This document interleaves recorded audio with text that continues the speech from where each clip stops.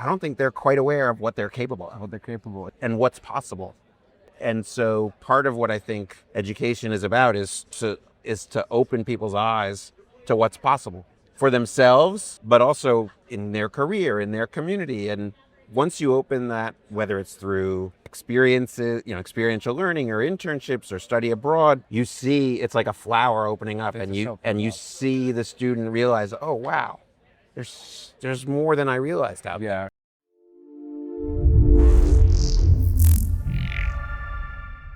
Hi and welcome to our EDU Unlocked short podcast here at the ASU GSB Summit. And we have an amazing guest with us today, Jonathan Koppell, who's the president at Montclair State University. Jonathan, thank you for joining Ashish. us. I'm happy to talk to you. It's a beautiful day. It's amazing, right? It's that place where there's edtech, innovation, technology, and we always wake up thinking, what new am I going to see here today? Right.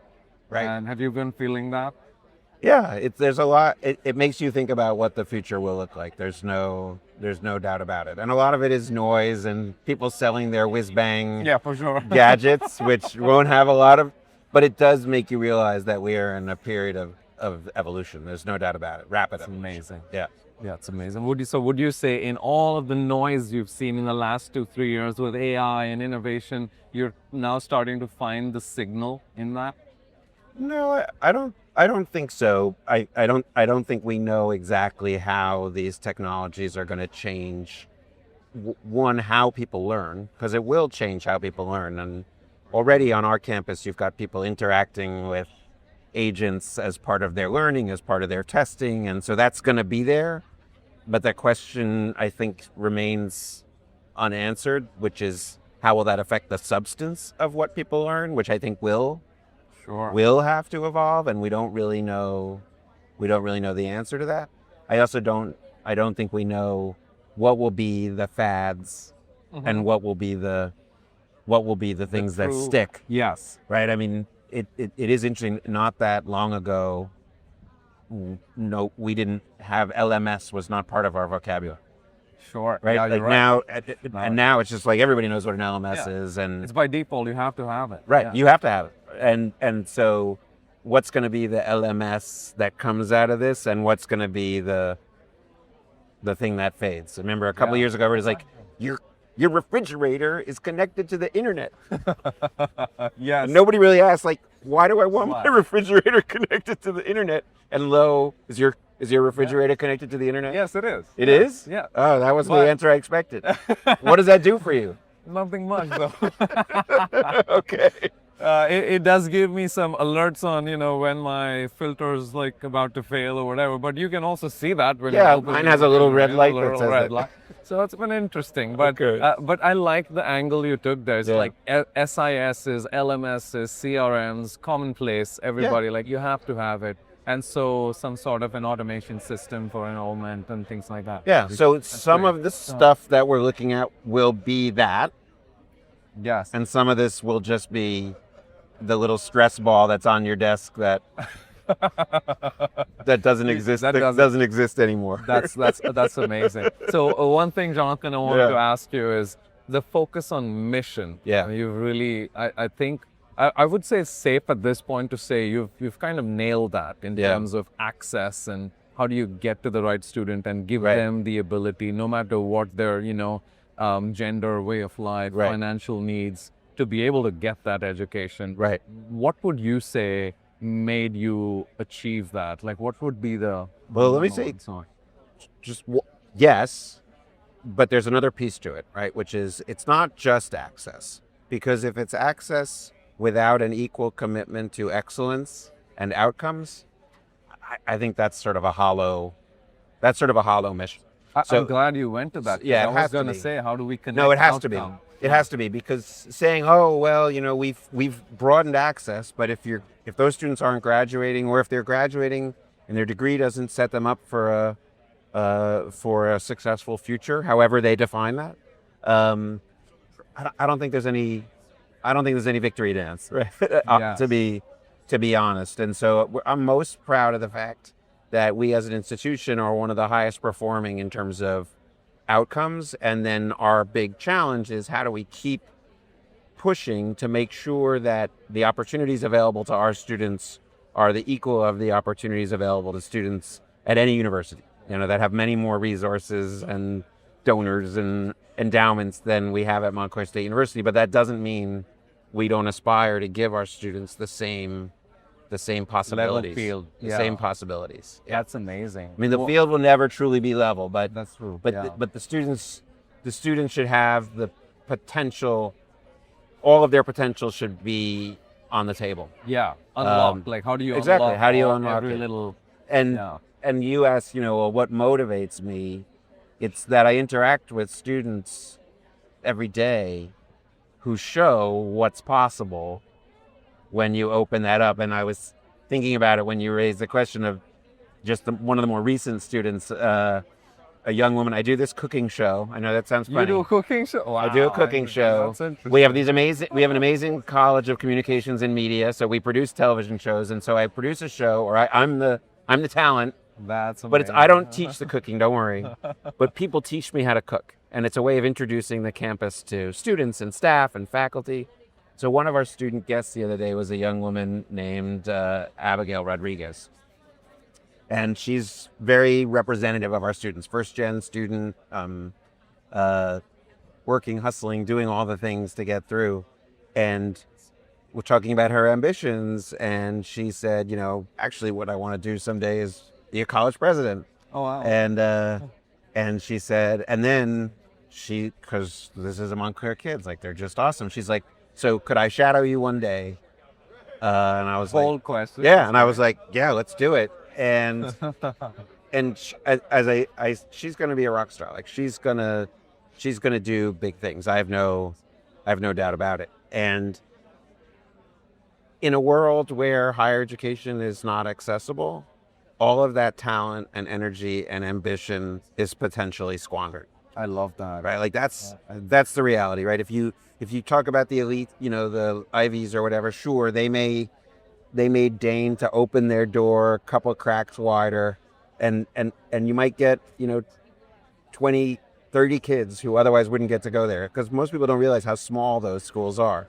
So if they increase their diversity by a certain percentage, okay, sure, but I've got 24,000 students, and no matter how much you widen the little cracks at a few elite institutions, if you don't create a system where opportunity is much more broadly available, and real opportunity, not something that's good enough for them, then you're going to just leave all this potential undeveloped, and it's just a total waste. It's a total waste. And I feel like this is kind of leading from the front, because it's the concept of a flat hierarchy at an institution. I feel where the student and the president are still they can access each other, and there's a way to interact. And I'm sure this flows down. That's the best. I mean, everybody say what's the best. That's the best part of the job is talking to the students. Yeah. And it does exactly what you're asking about. It reminds you what it is you're doing. What it is. Like that's the purpose. The mission, the purpose. That's the mission. That's I love that. is yes, it's grand, and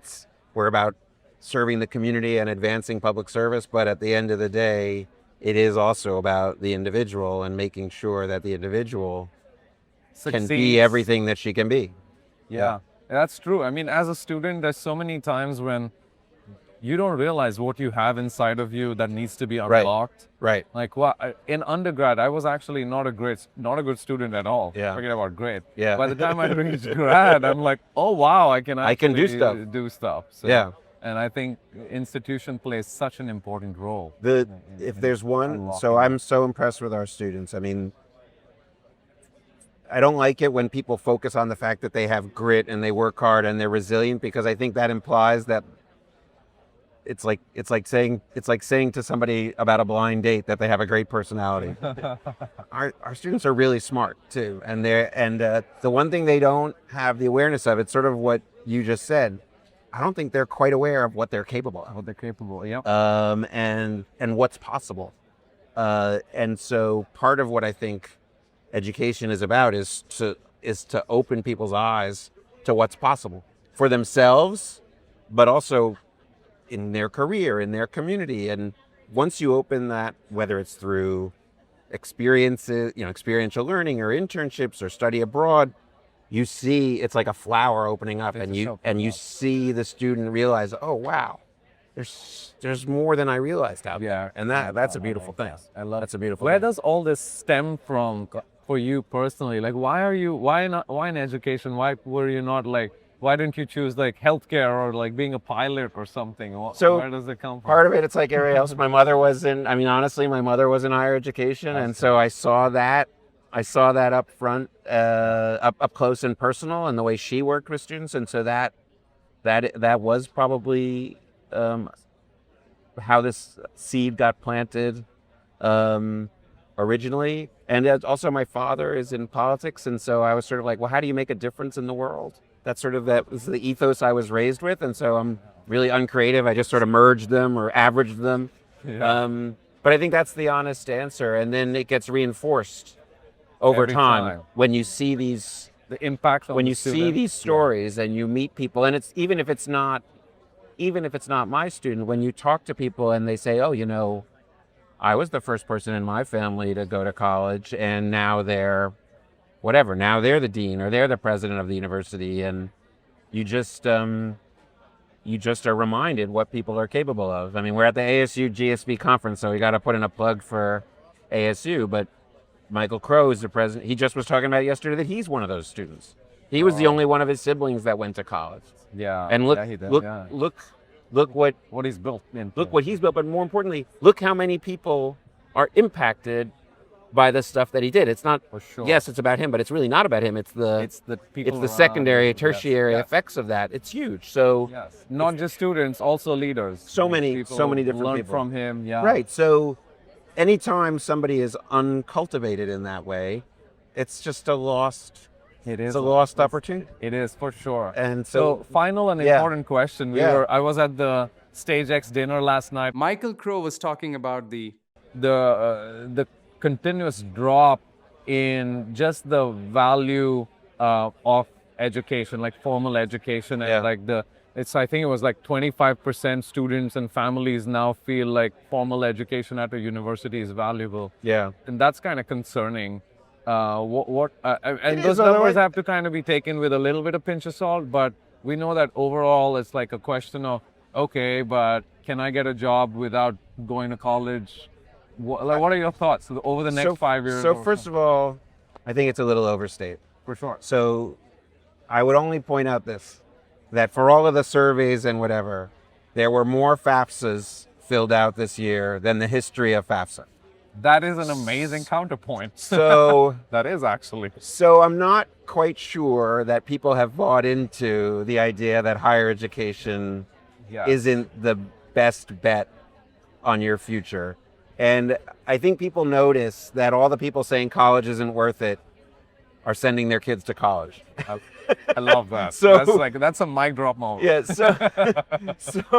so I think it's overstated. Having said that, I do think that we have to own up to two things as a sector. One is that way too many people who start college don't finish.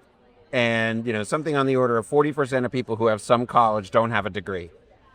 And so that leaves a lot of people angry and disillusioned that they thought they were going down this path, Yeah. and then it blew up in their face.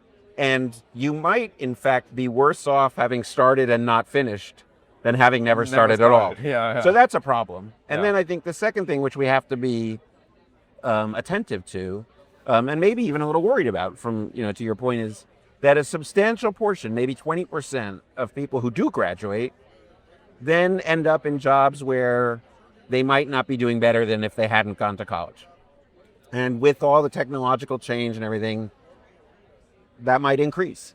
Yeah. And so I think we have to not just be defensive and say, it's not fair, you're mischaracterizing us. We also have to always look in the mirror and say, hey, wait a second, what are we doing wrong? Like, why is it that so many people are running into obstacles? And can we redesign ourselves to increase success?